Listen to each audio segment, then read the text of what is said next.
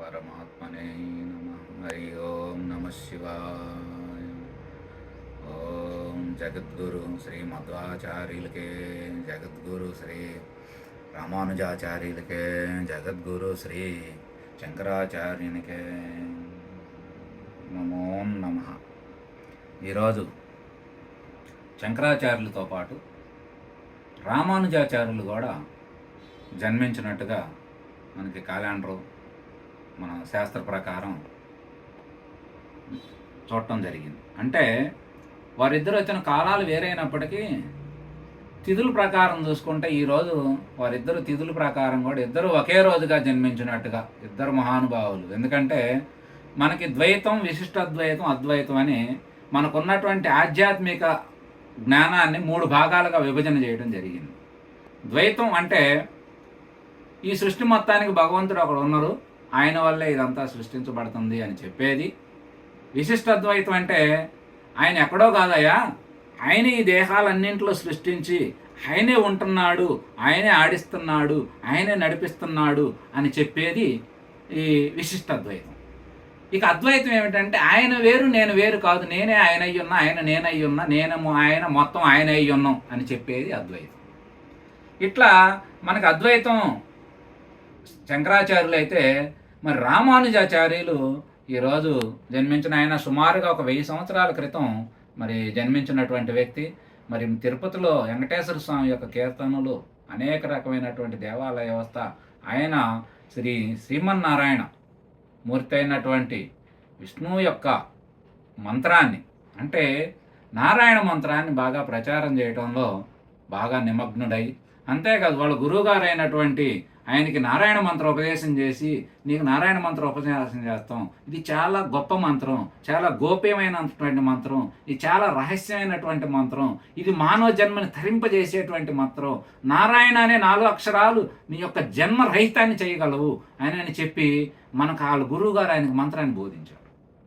ఆయన ఏమనుకున్నాడంటే, ఇంత గొప్ప మంత్రం, ఇంత గొప్ప విధానంలో ఉన్నటువంటి మరి నారాయణ మంత్రాన్ని అందరికీ పరిచయం చేయటం మంచిది కదా, మనొక్కళ్ళమే దాచుకోవటం వల్ల ఉపయోగం ఏమిటి, అదేమన్నా నారాయణుడికి లాభమా లేదా మనకు లాభమా, ఇది అంతా నారాయణుడు ఎవరు సొత్తు కాదు కదా, యశం అంతా ఆయన అయి ఉన్నప్పుడు ఆయనకు ప్రత్యేకించి మనం చెప్పేది ఏముంది, వాళ్ళందరికీ మార్గం తెలియట్లేదు, మనం మార్గం కనుక్కున్నాం, ఆ మార్గాన్ని అందరికీ బోధించాలని చెప్పి ఒక్కసారి దేవాలయ గోపురం పైకి ఎక్కి ఓం నమో నారాయణాయ అని చెప్పి ఆయన బ్రహ్మాండంగా మరి అక్కడి నుంచి మంత్ర స్మరణ బోణ భాండాలు దద్దరిల్లేటట్టుగా కేకబెట్టింది. ఆ తర్వాత నారాయణ మంత్రం అంత పబ్లిక్గా మారి, అందుకనే మనకి మనిషి కూర్చున్న, లేచిన, తిన్న, పడుకున్న, ఆఖరికి ఈ శరీరాన్ని విడిసే టైంలో కూడా నారాయణ నారాయణ నారాయణ నారాయణ అనండి అని చెప్పి తులసి నీళ్ళు, తులసి మొక్క అమ్మవారు మరి లక్ష్మీదేవి గుర్తుగా అమ్మవారి యొక్క స్వరూపం కాబట్టి తులసి నీళ్లు పోయటం, నారాయణ మంత్రం చెవులోనన్న కనీసం ఆయన అనలేకపోతే చెవులోనన్న చెప్పిస్తే ప్రతి జీవి వైకుంఠాన్ని చేరిద్ది అని చెప్పి మన యొక్క హైందవుల యొక్క విశ్వాసమే కాదు, ఇది విశ్వం యొక్క పరిణామం కూడా అంతే ఉంది చూస్తే.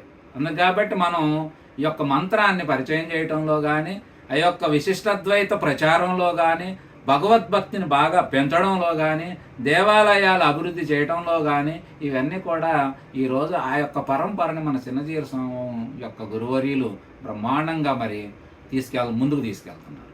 ఇట్లా మనకి మధ్వాచార్యులు, ఆయన ద్వైతం పూర్తిగా దైవం వేరు, మనం వేరు, నేను జీవుడిని కానీ నా పైన ఉన్నటువంటి దైవం వేరు అని చెప్పి ద్వైతం, విశిష్టాద్వైతం, అద్వైతం ఈ మూడింటిని మనం క్రమబద్ధంలో ప్రయాణం చేయాలి. ఎక్కడ ద్వైతం ఆడాలి, ఎక్కడ విశిష్టాద్వైతం ఆడాలి, ఎక్కడ అద్వైతాన్ని ఆడాలి, ఎట్లా అనేది ఆ యొక్క మెట్లు వారిగా మనం తెలుసుకోవాలి. తెలుసుకునే విధానంలో మనం చేసినట్లయితే మనకి ఆ యొక్క విధానం అంతా మనకు అబ్బుతుందని చెప్పి మహాత్ములంతా మన కంఠాపాదంగా చెప్పడం జరిగింది. అందులో ఈరోజు ఇద్దరు మహాత్ములు మరి శంకరాచార్యులు, మరి రామానుజాచార్యులు జయించినటువంటి శుభ సందర్భంగా భారతీయులందరికీ కూడా వారిద్దరి తరపున శుభాకాంక్షలు తెలియజేస్తూ, వారి యొక్క పద్మాలని మనం ఎడవాల్సిన పని లేదు. వారి యొక్క ఆలోచన అనుష్ఠానాన్ని, వారి యొక్క సంకల్పాలని నిత్యం మనం భుజాన పెట్టుకొని మోయాల్సిన అవసరం మనందరికీ ఉన్నది. ఎందుకంటే మనం సుఖంగా ఉండాలి, సంతోషంగా ఉండాలి, జన్మ సాఫల్యం కావాలి, ఈ జన్మ జీవి సార్థకం కావాలి. ఇవన్నీ కావాలంటే వీళ్ళ మార్గమే మనకు శరణ్యం కనుక, వీళ్ళే మనకు మార్గదర్శకులు కనుక, వారి కోసం కాదు మన కోసం మనం జీవితం తరించాలంటే ఇంతకంటే మార్గం లేదని చెప్పి మహాత్ములంతా కంఠాపదంగా మనకి చెప్పడం జరుగుతుంది. కాబట్టి ఆ విధానంలో మనందరం కూడా ఎంతగానో నడుచుకోవటంలో మరి యొక్క శంకరాచార్యులు, రామానుజాచార్యులు, అలాగే మధ్వాచార్యులు యొక్క మూడు శాఖలుగా ఉన్నట్టుగా, మూడు యొక్క సాంప్రదాయాలు ఉన్నట్టుగా, ఆ యొక్క పరంపరలు ఉన్నప్పటికి కూడా మొత్తం ఏకాత్మ భావనతోనే, ఐకమత్యంతోనే భారతీయులంతా ఒకటేనని చెప్పి, ప్రపంచమంతా ఒకటేనని చెప్పి, విశ్వం అంతా కూడా ఒకటే ఉన్నదని చెప్పి అనేక రకాలుగా మనం సాటుతూ ఆ రకంగానే మనం జీవిస్తాం. మన జీవితం అంతా, జీవనం విధానం కూడా మనది ఎక్కువ కూడా అలానే ఐకమత్యంతోనే, ప్రేమతత్వంతోనే, త్యాగంతోనే, ఏకత్వంలోనే భిన్నత్వంలో ఉన్న ఏకాత్మ భావాన్నే తీసుకుంటాం. మనం ఎప్పుడూ కూడా అలానే జీవించాలి. అలా జీవించమనే మహాత్ముల యొక్క సందేశం, సారాంశం అంతా కూడా వాళ్ళు మనకు చెప్పేది. ఈ మార్గాన్ని నడుచుకునేవాడు ముఖ్యంగా నీతి, నిజాయితీ, ధర్మ ఆచరణతో, సత్య మార్గంగా, ఈ విధంగా జ్ఞానామృతం ద్వారా మానవ జీవితాన్ని తరింపజేసుకోవడానికి ఈ మహాత్ములందరూ కూడా మనకి ఈ యొక్క ఆధ్యాత్మ జ్ఞానాన్ని పొందడం.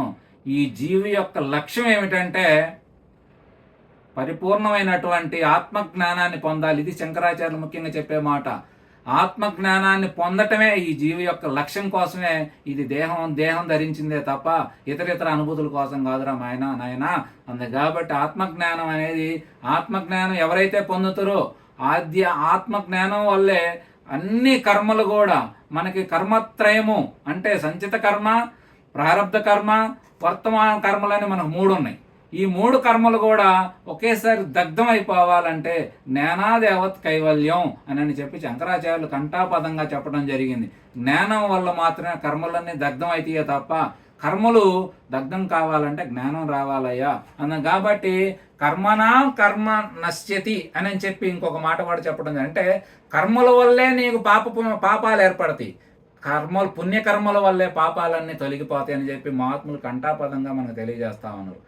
కాబట్టి సత్కర్మలు అనేవి చేసుకుంటూ భగవద్భక్తిని విడవకుండా ఏదైతే ఉన్నదో ఈ ఆత్మజ్ఞానాన్ని పొందాలి భారతీయులందరూ అని చెప్పి మహాత్ములు ఎంతో తపన పడి, ఎంతో వాళ్ళు ఆ యొక్క సత్యాన్ని తెలుసుకొని ఆ సత్యాన్ని ఆచరించడం కోసం కాలికి బలపం కట్టుకున్నట్టు భారతదేశం అంతా తిరిగి అఖండ బ్రహ్మచర్యాన్ని పాటిస్తూ భారతీయులందరికీ మరి దిశ మార్గనిర్దేశం చేసి వ్యక్తిగత జీవితాలు ఎలా ఉండాలి, ఆధ్యాత్మిక జీవితం ఎలా ఉండాలి, భక్తి అంటే ఏమిటి, మనకి ఏమి ఆచారాలు తెలియనప్పుడే వాళ్ళ ఆ ఆచారాలన్నీ మనకి ఏది జీవి సుఖంగా ఉంటుందో ఆ ఆచారాలన్నీ మనకు అందించినటువంటి మహాత్ములు మరి జగద్గురు శంకరాచార్యులు, అలాగే రామానుజాచార్యులు, మధ్వాచార్యులు.